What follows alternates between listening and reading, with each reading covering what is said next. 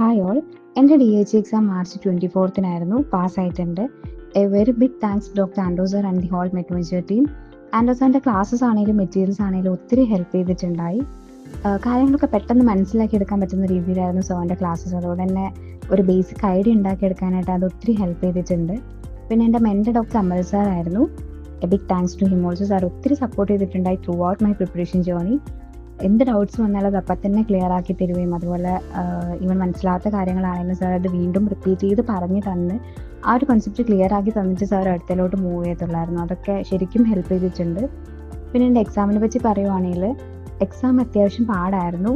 ഒക്കെ ഒരു പുതിയ ടൈപ്പ് ക്വസ്റ്റ്യൻസ് ആയിരുന്നു വന്നിട്ടുണ്ടായത്. ഈവൻ ഫയൽസിൽ നിന്ന് വന്ന ക്വസ്റ്റ്യൻസ് ആണെങ്കിൽ കൂടെ ഓപ്ഷൻസ് ഒക്കെ കുറച്ച് കൺഫ്യൂസിങ് ആയിട്ടായിരുന്നു ഉണ്ടായത്.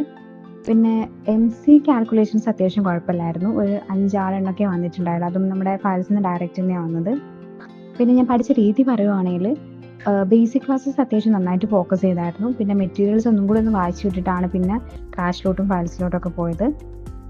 പിന്നെ മോക്ക് ടെസ്റ്റ് ആണെങ്കിലും അത്യാവശ്യം എല്ലാ മോക്ക് ടെസ്റ്റും തന്നെ പ്രാക്ടീസ് ചെയ്തിട്ടുണ്ടായി. ഡൗട്ട്സ് വന്നതൊക്കെ അപ്പം തന്നെ ക്ലിയർ ആക്കി ഫയൽസ് പറ്റും പോലെ റിവൈസ് ചെയ്തിട്ടുണ്ടായി. പിന്നെ എക്സാമിനോട് അടുപ്പിച്ച് ഞാൻ മെറ്റീരിയൽസ് ജസ്റ്റ് ഒന്നും കൂടി ഒന്ന് വായിച്ചു വിട്ടുണ്ടായി.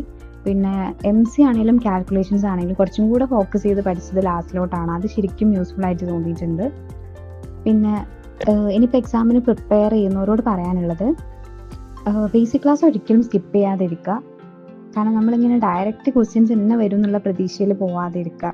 ഇൻഡയറക്റ്റ് വരുമ്പോൾ തന്നെ അത് എങ്ങനെ നമ്മൾ കണക്ട് ചെയ്യണം അല്ലെങ്കിൽ എങ്ങനെ ആൻസറിലോട്ട് എത്തണം എന്നുള്ളൊരു ഇത് കിട്ടണമെങ്കിൽ ആ ഒരു ബേസിക് ഐഡിയ എന്തായാലും വേണം. അപ്പം അത് നമ്മൾ ആൻഡ്രൂ സാറിൻ്റെ ക്ലാസ് കറക്റ്റ് തന്നെ കേട്ട് മനസ്സിലാക്കിയാലേ നമുക്കത് പറ്റത്തുള്ളൂ. അപ്പോൾ അതൊരിക്കലും സ്കിപ്പ് ചെയ്യാതിരിക്കുക.